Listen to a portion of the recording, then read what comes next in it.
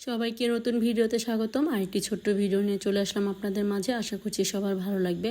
আজকে বিকালের নাস্তা থেকে ব্লগটা শুরু করছি। আজকে বিকালে কিন্তু অনেকগুলো পুরি সিঙ্গারা এগুলো আনা হয়েছে বিকালের নাস্তা করার জন্য। আজকে বিকালে কিন্তু মজার মজার নাস্তার আয়োজন করা হচ্ছে, কারণ আমার ননদের হাজব্যান্ড এসেছে হঠাৎ করে বিকেলবেলা। তার জন্য এখানে পুরি তারপরে সিঙ্গারা, তারপরে এখানে সালাদ এগুলো রেডি করলাম। আবার সেমাইও রান্না করছি বিকালে নাস্তা দেওয়ার জন্য। রাতে তো আবার রান্না করব, সেটা আপনাদের সাথে যদি পারি শেয়ার করব, আর যদি না পারি তাহলে একবারে পরের দিনের রান্নাই শেয়ার করব। আজকে বিকালে এই নাস্তাগুলির ব্যবস্থা করলাম। এখানে এই তো সালাদের মধ্যে অনেকগুলো বিট লবণ দেওয়া ছিল, সেজন্য সালাদগুলো এমন দেখা যাচ্ছে, তাই আমি একসাথে ভালো করে মিশিয়ে দিলাম। এগুলো হলো পেঁপের সালাদ। পেঁপের সালাদে এখন বেশি ভাগ দেওয়া হয়, কারণ পেঁপেটা একটু সস্তা, তাই সব হোটেলে পেঁপে দিয়ে এখন সালাদ তৈরি করে দেয়। আর এখানে দুধ বসিয়ে দিয়েছি, দুধ সেমাই রান্না করছি। এগুলো আমার শাশুড়ি মাই রান্না করবে, আমি দুধটা বসিয়ে দিয়েছি। এই সেমাইটা আবার আমার হাতে তেমন ভালো হয় না, আমার শাশুড়ি মায়ের হাতে এই সেমাইটা খেতে অনেক বেশি এই সময়টা আর কি রান্না করতে পারি, কিন্তু আমি পাতলা করে রান্না করতে পারি না, একবারে ঘন হয়ে যায়। আর ঘনটা খেতে তেমন ভালো লাগে না, তাই আমার শাশুড়ি মা এখানে এই সেমাইটা রান্না করছে। আর সেমাইটা রান্না করতে কিন্তু অনেক তাড়াতাড়ি হয়ে যায়, মাত্র 5 মিনিটের মধ্যে সেমাইটা হয়ে যাবে। দুধটা ভালো করে জাল দেওয়ার পরে 5 মিনিট লাগে এই সেমাইটা রান্না করতে। দুধটা অনেকক্ষণ যাবৎ জাল দিয়ে নিয়েছি। এখন আমি সেমাইগুলো দিয়ে দিলাম আমার শাশুড়ি মা, আর চিনি সব কিছু দেওয়া হয়ে গিয়েছে আগেই। এখন সেমাইটা দিয়ে তারপরে একটু নেড়ে চেড়ে নামিয়ে নেবে ভালো করে। সেমাইয়ের মধ্যে কিন্তু চিনি লবণ সব দিয়ে দিয়েছিল দুধের মধ্যেই। এখন সেমাইটা দিয়ে একটুখানি ফুটিয়ে নিয়েছে, বাস রান্না একবারে রেডি হয়ে গিয়েছে। এই তো সেমাইটা হয়ে গিয়েছে, এখন ঢেলে নিচ্ছি, তারপর চলে যাব উপরে সেমাই নিয়ে।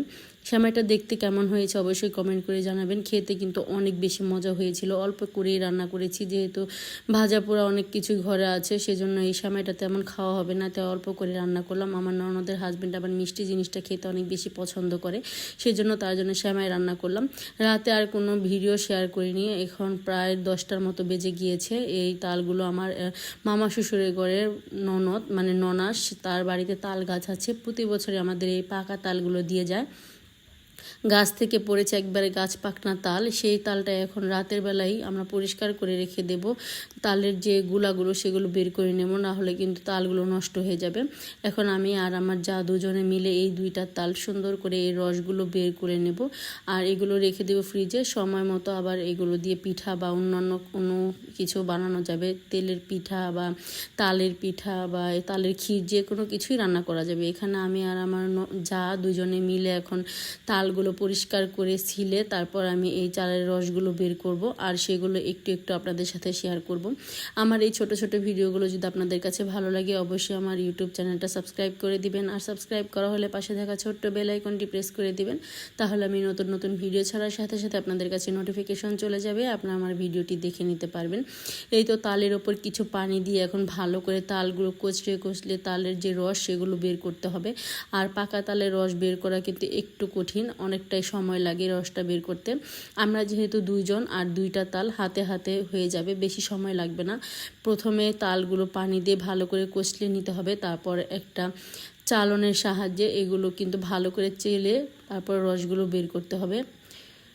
আর এই কাজগুলো করতে আমার কাছে বেশ ভালোই লাগে। এখানে এই তো আমি এখন তালগুলো ভালো করে রস বের করে নিয়েছি, আর আমার যা সবগুলো বেঁচে ভালো করে পানি দিয়ে দিয়ে ভালো করে কষলিয়ে দিচ্ছে। দুজনে মিলে 2টা কাজ করে নিচ্ছি, তাড়াতাড়ি হয়ে যাবে। এরকম করে সবগুলো রস কিন্তু আমরা বের করে নেব। আর আর এরকম করে রস বের করলে কিন্তু তালের মধ্যে কোনো আঁশও থাকে না, খেতে বেশ ভালো লাগে। এই তো সবগুলো রস বের করে নিয়েছি, দেখতে কিন্তু অনেক সুন্দর লাগছিল। এই রসগুলো দেখেই মনে হচ্ছে খাওয়া যাবে। আর তালগুলো অনেক ভালো, এই তাল তেমন তিতা না। অনেক তাল আছে তিতা লাগে, এই তালগুলো তিতা লাগে না। এই তো একেবারে রসটা রেডি হয়ে গেছে, এখন ডিপ ফ্রিজে রেখে দিলাম। আজকে এ পর্যন্তই। সবাই সুস্থ থাকবেন, ভালো থাকবেন। আল্লাহ হাফেজ, আসসালামু আলাইকুম।